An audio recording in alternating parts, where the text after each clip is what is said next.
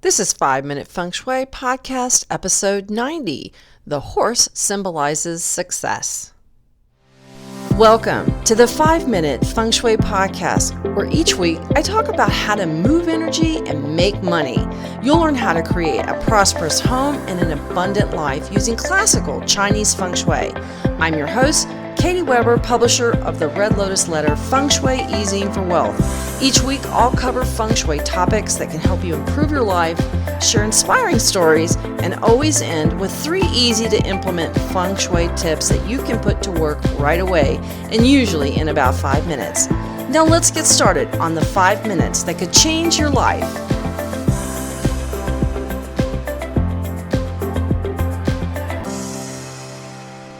Hello and welcome to a very special episode of 5 Minute Feng Shui. This is all about fertility, and we're going to be talking about ways to improve conception. Today is the day after my 30th anniversary, and just knowing that, Tim and I have been married now for 30 years, and I had actually recorded this podcast yesterday. Unfortunately, it's also in Mercury retrograde, and this is my second recording of this particular topic because the first recording was unfortunately recorded on a different microphone. I have a camera with a microphone, and then I have my regular podcast microphone, and wouldn't you know, my camera microphone picked it up, and I didn't check and just doubly be certain that this was the correct microphone. So here you go. Lessons for Mercury retrograde. Always check. But yesterday, my anniversary really brought up a lot of tender feelings about the years and where all Tim and I have come from and what we've done and accomplished in those 30 years. And without a doubt, one of the most important thing that has come about has been our son. And it took us 10 years of trying before he came into our lives. But ever since those little brown eyes have set their gaze on mine, I have been pulled in by the tractor beam of love. And, it's a really special thing. And I know the pain and I know the struggle of trying to get pregnant, of having infertility. It's something that runs in my family. And it's just not one of those things anybody wants to go through, but it's just how it worked out. But there's no question that one of the most beautiful things that you can do is have a baby come into your life and to have that experience of sharing your love with this new child. And it's an absolute wonderful time. Yes, it takes a lot more focus, but gosh, it goes so fast. So you just got to enjoy every single moment. Well, let's talk about Feng Shui and pregnancy. So when it comes to places that increase our odds of getting pregnant, many of us probably think more about our doctor's office than we do our own home. But just as you would look for underlying medical reasons that might impair your fertility, you also want to examine your home to make sure that it supports conception. Now, from the perspective of Feng Shui, infertility can be attributed in part to energy called qi, and that's maybe the qi that's been blocked or stagnant. This ancient art aims to balance the energy of a place for the health and well-being of everyone who lives there. And with some Feng Shui fixes, I think you can create a home that encourages that positive energy and conception. So let's talk about the mouth of qi. Now, your front door area is the mouth for your home, just like you have a mouth on your face, and your mouth determines how your nutrition. And if your lips were sewn shut and you just had a little space for a drinking straw, well, chances are you would be really limited in the amount of nutrition that your body could take in. And it's the same thing with your home. When you have a front door that's blocked, maybe you have a tree in front of your front door, or there there is just a straight arrow runway from the street to your front door. These are all things that can kind of throw off that energy and create either rushing energy. Maybe you get pregnant and then lose the baby, or it stops pregnancy, so there's not any conception that can occur. Now, when everything is in harmony, the energy that comes into our home is called qi. It flows like a river. But when that environment really doesn't follow that key principle of Feng Shui, that energy stalls. And the result can be anything from headaches and fatigue to job troubles and infertility. So to bring your home into balance, we always want to start at that front door, which is that mouth of qi. So you should be able to open up your front door and have open space in front of it. There's no pole right there. There's not a tree opposite the door. If anything blocks that entryway, that encourages a block of conception. So if you do have a block, such as a tree or a pole or something that's just right opposing your front door, then we want to put a wind chime on either side of the front door to help kind of lift that energy away. That's because the main purpose of a wind chime in Feng Shui is actually to lift energy. Those tubes are like a straw, and they pull up energy and funnel it away from the house. It's really more important to have that than to have that sort of tinkling kind of sound that wind chimes have that's so pretty. That's really why we want to put that wind chime on either side of the door. The other thing that you can do is aim a light at the base of the tree. You can even get those solar lights that can just put it at the base of the tree if you have a tree that's opposite your front door, and shine it up that tree. Now, if you have a mirror opposite your front door, that can also be a impediment to conception, because what it does is it pushes, if you can open your front door and see yourself in a mirror, it pushes conception energy right back out the door, as well as money and opportunity. So we never want to have a mirror placed anywhere near the front door where it can push away that precious energy of conception. And it's really crucial to make sure that there's no reflection of the front door. And if you have a long sideway and it aims straight at your front door, break that up a little bit with maybe some plantings on either side of the walkway, or to create something in the middle, maybe a little circle in the middle of your sidewalk, to help create like a little planter, or just something that will help break up that energy so it's not quite so straight, because that can really create some problems with not just getting pregnant, but staying pregnant. And that's what we want to pay close attention to, is anything that can interrupt that very fine energy. Now let's talk about the bedroom. Obviously, the bedroom is always an important space in Feng Shui, because that's where we sleep, we recharge, and we make love. And when you're trying to get pregnant, the aim is always to balance the female energy, called yin, with the male energy, called yang or yang. And what we want to do is use very gender neutral designs and hues. We don't want a bedroom that's too feminine. We also don't want a bedroom that's too masculine. And really what we like to do is find a nice, calming, neutral luxury hotel room kind of experience. So colors like white, ivory, tan, brown, pink, or gold all promotes relationship harmony and sexual desire. But one thing that we really want to avoid is any floral or plant motifs. Floral motifs and actually any kind of like dried flowers or even silk flowers in the bedroom or plants are not helpful and can actually take away from conception energy. So we want to make sure that there's no plants and there's no flowers in the bedroom. And the other thing is, flowers in particular actually compete with male energy, because they are the yang expression, the male expression of a plant, or are the blooms of a flower. So Well, we think of flowers as being feminine, they're actually masculine. So that's why women are drawn to them, and men usually don't like them in those traditional ways. And so you really want to look closely at your bedding, the pictures that you have hung up, and look for any actual plants. Obviously, there's a lot of feng shui. Um, Misrepresentations of feng shui out there that say put plants in a bedroom because it's very feng shui. It's really not.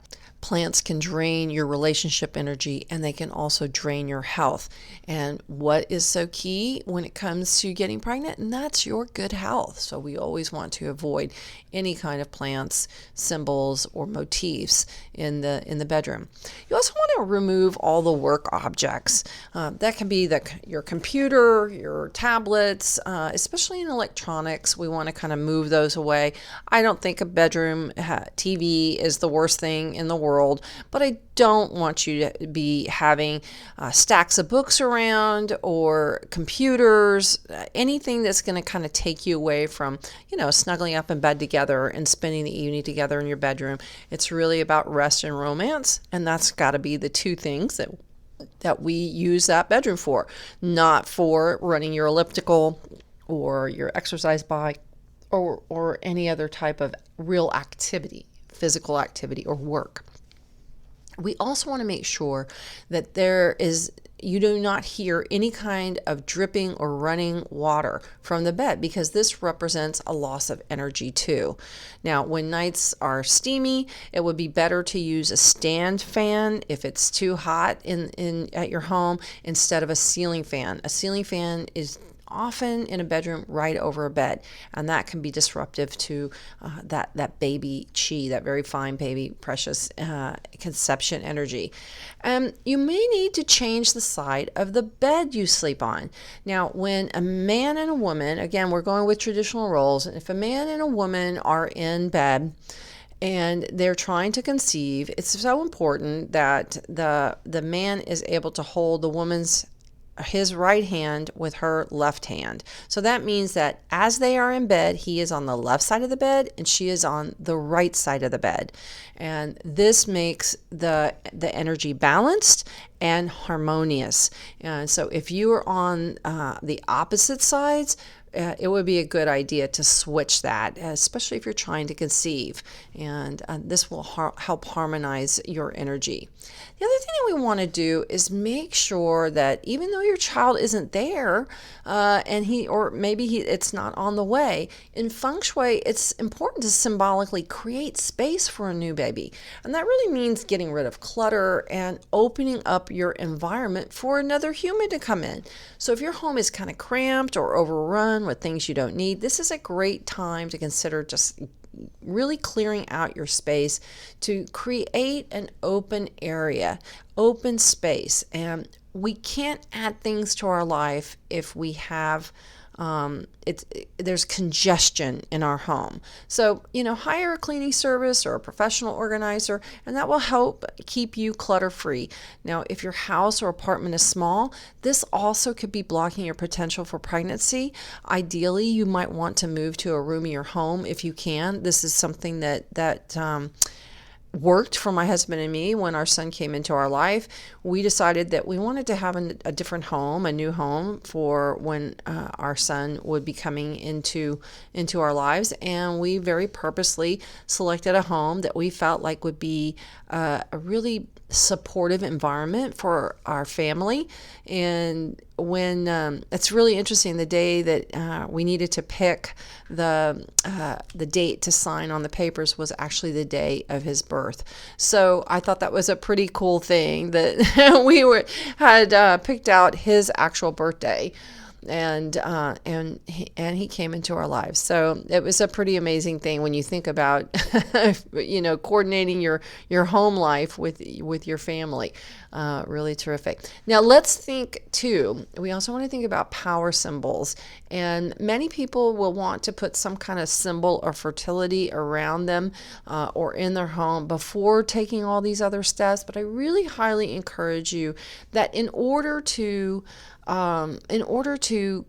create that right environment for conception, you're going to want to think about creating the space that supports it before you go activating it with symbols. So really pay close attention to where you're sleeping, what's aimed at your front door, how your bedroom is arranged, and what it looks like, what kind of motifs you have, and then once that's all set and you've really looked at that thoroughly, then you can activate with power symbols. So one of the most famous paintings in China is called the 100 Children painting, and it's often a picture of Buddha, and he's got 100 children around him. But you can see these paintings in a variety of formats, such as in a schoolyard or just 100 children. They're very famous. You can find them online. You can find them at your local Feng Shui emporium and store. Many times they stock those for childless couples who are looking to get pregnant. So you would hang one of those in your bedroom. You might hang that at your front door. We can also talk about some other symbols that are really very activating for conception, and one of those is the elephant. Now, a consultant who I had trained and coached in her consulting business came to Feng Shui because she and her husband could not get pregnant, and she decided after all the infertility treatments and everything, she said, I'm going to try Feng Shui. Let me just give this a shot and see if it works. And one of the things that you can do is to add a pair of elephants on either side of your bedroom door. You can also put it on either side of the bed, but wherever you put them, whether it's on either side of your door or on the side of the bed, these symbolize welcoming children into your life. And she ended up having twins, instant family, a boy and a girl.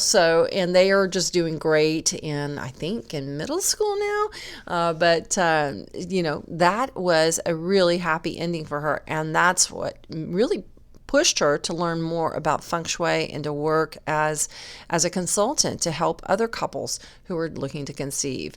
Now, let's talk about some other symbols that you can use. That could be a piece of hollow bamboo, even a bamboo flute, for instance, is obviously it's a phallic symbol, but it represents that movement of energy. And tubes actually are a symbol of heaven. So that the wind chime and the flute or the hollow piece of bamboo are a symbol of heaven energy, which is where babies come from, is it not? And it's also the male energy, ultimate male energy, because it is believed that even though the woman carries the baby, that the actual baby comes from the man.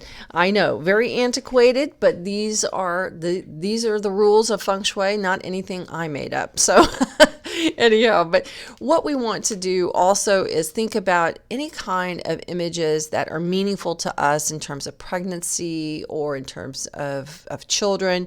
Now, famously are magpies. In Chinese lore, they also symbolize pregnancy and fertility, as well as red lanterns on either side of the bed, and pomegranates. I mean, that delicious fruit. It's open it up and it's just ripe with those beautiful juicy seeds. This is a really terrific way to symbolize fertility. And after all, if we can get that fertility energy kind of bumped up a little bit, then the pregnancy can occur. Now, even if you don't understand Feng Shui or how it really works, I'm a big believer that this age-old art can really help you see your home in a new light and encourage you to recreate your living space with simple touches that make it a more peaceful, beautiful sanctuary and support your effort to become parents. I hope you enjoyed today's episode of 5-Minute Feng Shui. It's one of those topics that really is near and dear to my heart. My son is now a senior in college. So, they always say the days are long and the years are fast. It is so true. It goes by in an instant. So, start saving for college now. because you're sure going to need it. Let me tell you, we've been saving since my son was 2, and we sure needed it. But so glad we did, and worth every single penny. All right, well, as always, I want to leave you with 3 tips. Number 1, make space in your home for a new human to come into your family. So, clear out old stuff, get rid of things that you don't use anymore, kind of streamline a little bit, really create some open space. So important when you want to welcome a new baby. Tip number 2, check for blocks at the front door. Make sure that if you open your front door, you can see clearly and there's open space. If you're in an apartment, you don't really need to worry about that quite as much. Many times apartments have like a large picture window. As long as you have a nice big view, that's terrific. But if you are in a home, what's critical is that we don't want you to have a tree opposite your front door, or a post or a pole or something that is working like a block. And if you do, or if you have a runway straight sidewalk that comes straight to your front door, if you do, you want to hang up those wind chimes on either side of the door to help kind of lift that energy away. And number 3 is to make sure that you make love wherever the 9 star goes each year. This is called the pregnancy star. And by spending time in the area where the 9 star is located, this is said to stimulate your conception energy.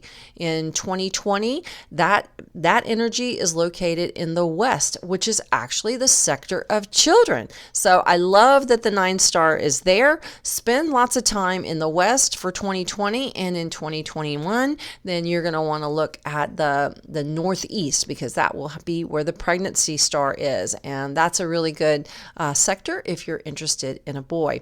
In the meantime, have a great week. Thank you so much for listening to 5 Minute Feng Shui. I really enjoy talking with you today, and be sure to leave me a comment. I'd love to hear from you. Shoot me an email, and if you enjoy this episode, please leave an iTunes review. Thanks a bunch. I'll talk to you next week. Thanks for listening to 5 Minute Feng Shui today. The Year of the Rat is coming, and I want to share with you where you can find money, love, and opportunity in 2020. And it's all in my annual Feng Shui Forecast, the Success Pack. You get a full year of in-depth Feng Shui details about how to use the energy of the year for success and prosperity.